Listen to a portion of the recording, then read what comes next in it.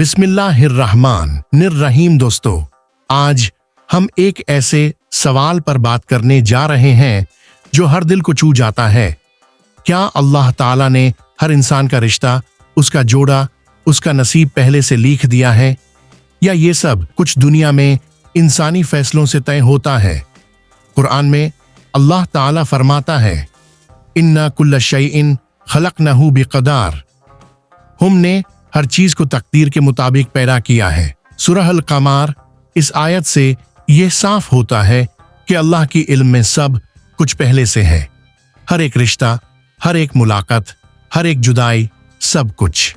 लेकिन दोस्तों, इसका मतलब यह नहीं कि इंसान के पास कोई इख्तियार नहीं है। कुरान हमें यह भी बताता है कि इंसान को इख्तियार दिया गया है, उसको हर मोड़ पर चुनाव दिया जाता है। आप सोचिए, एक लड़की जिसने बचपन से दुआ की कि उसका रिश्ता किसी नेक और दीनदार शख्स से हो। एक लड़का जो हर वक्त अपने रब से दुआ करता रहा कि उसका जोड़ा उसकी रूह के सुकून के साथ मायले। तो क्या ये दुआएं बेकार गई?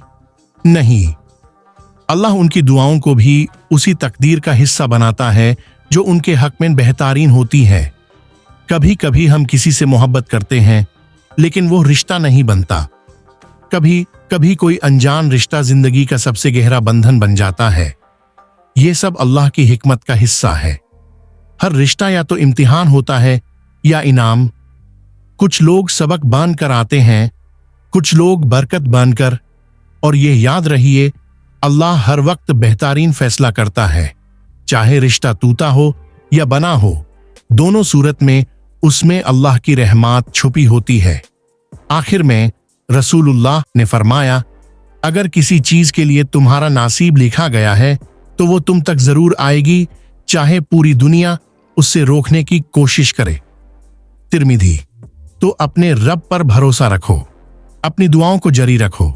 जो रिश्ता तुम्हारा है वो तुम तक जरूर आएगा, अपने वक्त पर, अपनी जगह पर, अल्लाह की रहमत के साथ। अपने दिल से कह दो, मेरा रिश्ता मेरी तकदीर से लिखा गया है और मेरा रब बेहतरीन लिखने वाला है।